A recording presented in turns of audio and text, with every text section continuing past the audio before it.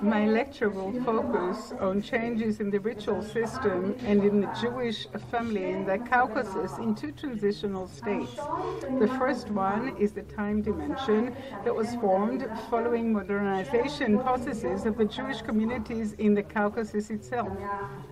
In the 20th century, which grew stronger as of the 1970s and also resulted from their persecution by the communist regime. The second one, in the time dimension, in the space dimension, that was resulted from the migration of the Caucasian Jews to Israel as of the 1970s. I will first present the sociological historical background concerning these two time periods. In the first transitional state, the Soviet regime tried during the 1920s and 30s to give a unified Russian character to all peoples, and the Jewish religion and tradition were constantly under attack. In addition to this, the process of the migration of the Caucasian Jews grew more and more prevalent, and they moved from villages to cities. Hence, mostly from the middle of the second half of the 20th century, many Caucasian Jews were exposed to higher education, the occupational profile changed, the extended family concept became weaker, and changes took place in clothing and the religious lifestyle. And still, traditional customs were kept, including the multi-generational family norms and relations of respect. The second transitional state took place after the immigration of the Caucasian Jews to Israel. During the First World War, the Zionist activity grew wider among the Caucasian Jewry inter alia following the general national revival. After the Six-Day War in 1967, many of the Caucasian Jews fit into the struggle for immigration to Israel. During the 1970s, some 12,000 people immigrated to Israel, mostly living later in the periphery of Israel.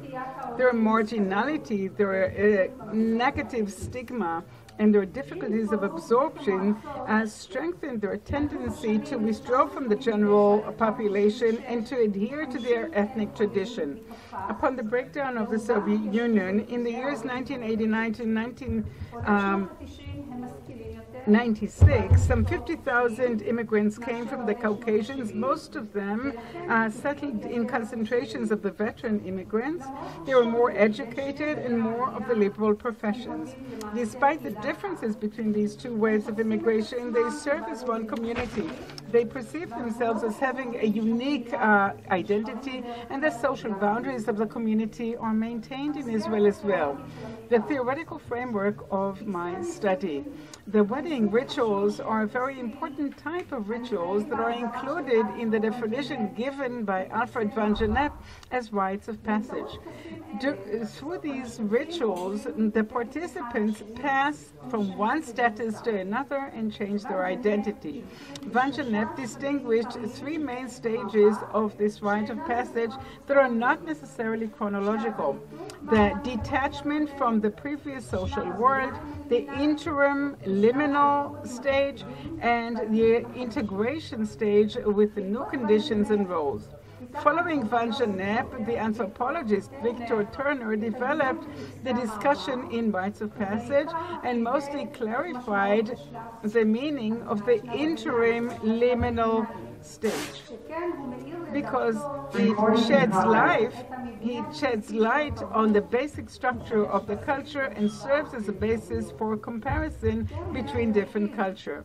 Turner extended the liminality concept and talked about its meaning not only in rituals but also in broader social processes. According to Turner, the liminal stage reflects changes of identity and serves as a critical stage in which the cultural line is crossed. Hence, all the features of the liminal stage are have double meaning. It's neither here nor there, or both here and there at the same time. This presentation, as a matter of fact, discusses this double liminality in a rite of passage, that is the wedding ceremony, and also in a situation of passage, a broader passage of migration that Turner didn't relate to a lot in his studies. I propose another theoretical layer, and I argue that in the liminal stage of migration, there might result a syncretism, that is a mix of cultures and different religions, and the creation of a new tradition. This syncretic process entails processing, interpretations, and adjustments of symbols and traditional customs to the new culture, and also the embracing of new content. Syncretism is usually the result of the majority group, but also among the minority groups, and there are variations of modernity and tradition. This process emphasizes the fact that from the perspective of the group, migration is an event that puts its ethnic identity to the test and forces it to reevaluate its cultural foundations. The syncretic process is a way by which the minority can object to different forms of domination in order to survive or enter the cultural mainstream. The analysis of my findings and conclusions. Wedding rituals of the traditional society in the Caucasus reflected, like in any other ritual, messages and norms of order, hierarchy, conventions, and social oversight. They symbolize the beginning of engagement of the spouses and their families, and mostly the detachment of the bride from her family and her attachment to the family of her husband. The analysis of rites of passage of the Caucasian Jews in the time and space dimensions provide researchers an opportunity to track the ritual in a changing social context and to examine the extent to which traditions were preserved in the passage between different cultures. The findings concerning the ritual system in the time dimension is created when Jewish communities in Caucasus underwent modernization processes. These findings show that the traditional Jewish identity weakened, an identity that used to play a central role in the life of individuals and the community, and also changes in the patterns of relations within the Caucasian families, changes like the rise of age marriage, downscaling wedding events in order to save money and time, the importance of this ritual of cutting the bride's dress fabric lessened in importance, a ritual that actually symbolized the detachment of the bride from her father's house. However, the basic structure was preserved, and it is explained in the efforts of the Jewish minority in the Caucasus to preserve its identity. Like, for example, the use of a matchmaker that continues, or the procession that led the bride and the bridegroom to the house of the bridegroom. The mother of the groom welcomed the bride with a plate full of honey that symbolized the connection to the new family. The symbolic cloaking of the couple during the wedding ceremony to protect them from the evil eye. The findings concerning the second dimension, that of space, that emerged after their immigration to Israel, shows that their family location and the place of the community contributed to preserve family ties and traditional rituals, including the wedding ritual in the 1970s and 80s. They usually married within their ethnic group. Most weddings were held in the house of the parents of the bride. Hence, the ritual was under the control of the family and its organization in line with the Caucasian tradition. However, changes in the geographic life conditions, economic conditions, and others, and the encounter of the younger generation with new cultural norms led to the opening of a process of syncretism that reflected the features of the changes of the Caucasian family. A central expression to that was the transition of some of the rituals, the wedding rituals, to an event hall where the couple could be freer of the watchful eye of the family. The second wave of immigrants from the Caucasian in the 1990s arrived at a family in which a multicultural approach developed, and they found it integrated in Israel.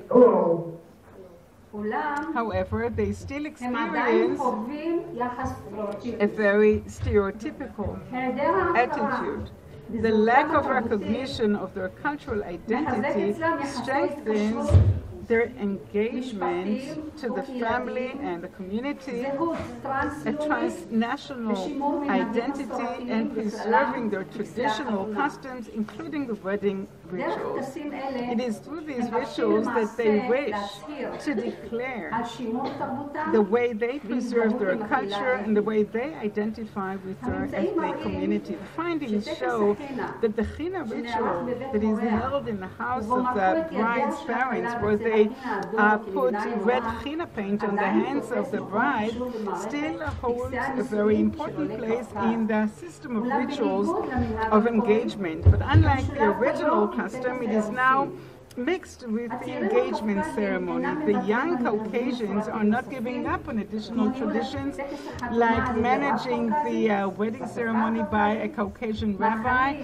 in the Caucasian language, different foods, music, and dances that are Caucasians, even in mixed marriages, and many couples choose to live very close to the Caucasian family. Having said that, the findings show that in the wedding ceremonies of the Caucasian immigrants from the 1990s to date, more changes are seen. You can attribute these changes to the immigration of more educated people, more modern people in the 1990s, and the internalization of Israeli norms among the veteran Caucasian immigrants. The entry of Western and feminist messages decreased the importance of the ritual for the Caucasian girls in Israel, because despite the way the families had its oversight over it, it is more educated, it is recruited to the army, it is independent, and it works on her own. Hence, the custom of matchmaking became irrelevant.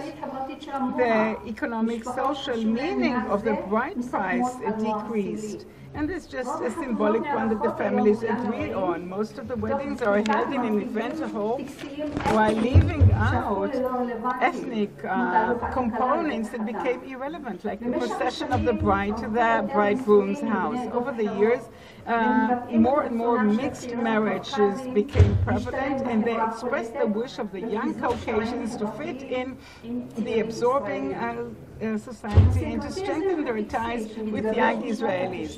The ritual syncretism that has formulated since the 1990s serves as a compromise in situations of intergenerational conflict as well as inter-ethnic conflicts.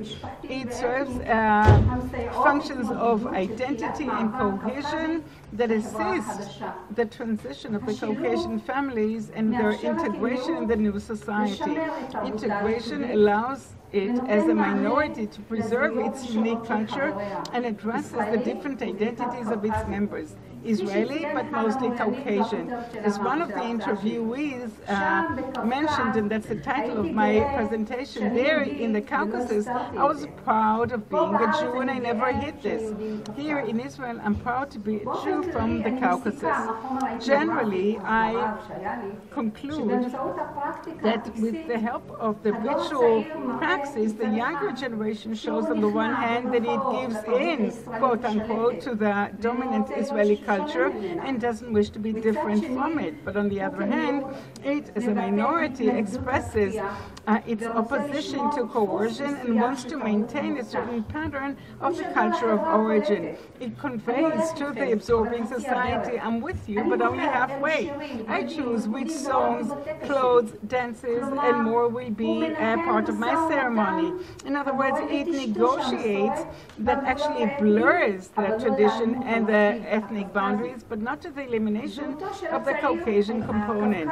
The identity of the young Caucasian is not subordinate to the father or the grandfather like in the Caucasus, and not only there, but also in Israel in the first decade of their absorption. But it also undermines the traditional hierarchy and allows himself to choose those components of tradition they wish to maintain. The result is various forms of ritual syncretism that illustrate the multiplicity of social locations and tracks of life and the multiplicity of configuration of modern life. As far as the Caucasians, young people, the meaning is their own personal liberty to interpret and shape tradition, and by turning it into something that is present for a process of dialogue that impacts his identity in present in an ongoing process. Professor Rachel Sharabi'nin məruzələr 50-70-ci illərdə Azərbaycandan İsrailə köç etmiş Yahudilər haqqındadır.